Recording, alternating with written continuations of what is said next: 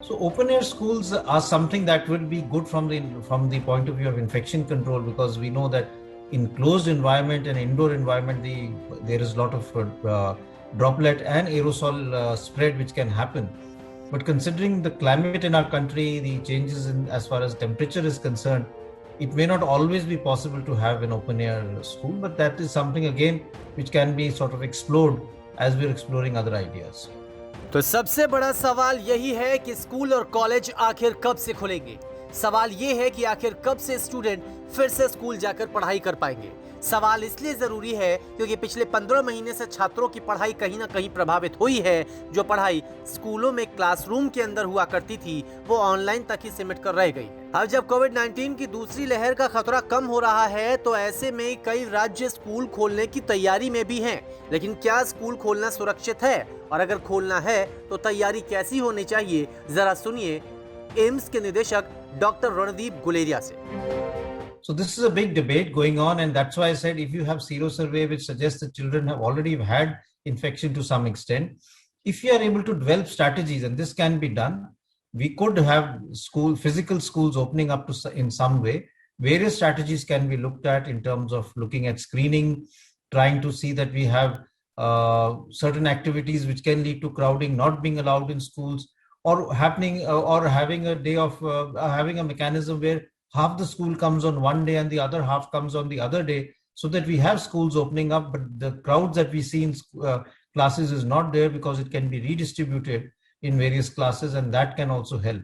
So different strategies can be looked at, from testing to screening to looking at limited attendance in the class so that crowding doesn't happen. But I personally feel that we have to start looking at these strategies now, because the education for children is suffering. Their overall growth is getting affected. A holistic development of a child's social and psychological growth is dependent on proper school functioning, and therefore that is something we also need to look at.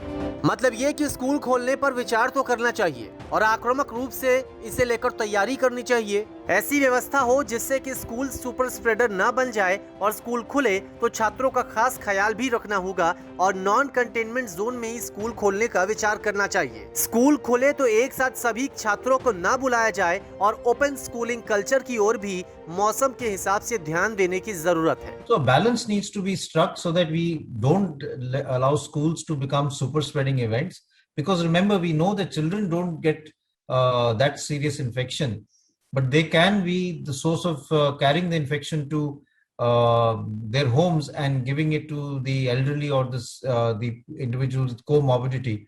Therefore, I think it's important that we look at it in a holistic manner, but it's also important that we look at the overall development of children and see that we are not keeping things shut down more out of fear than really the fact that it may not be very harmful if you open up schools. So open air schools are something that will be good from the point of view of infection control, because we know that in closed environment and indoor environment there is a lot of droplet and aerosol spread which can happen. But considering the climate in our country, the changes in as far as temperature is concerned, it may not always be possible to have an open air school, but that is something again which can be sort of explored as we're exploring other ideas. उम्मीद यही है कि जल्दी 18 साल से कम उम्र वालों को भी वैक्सीन लगेगी और व्यवस्थाएं ऐसी होगी कि स्कूल अगर खुले भी तो खतरा छात्रों के ऊपर मंडराए ना। न्यूज़ तक ब्यूरो।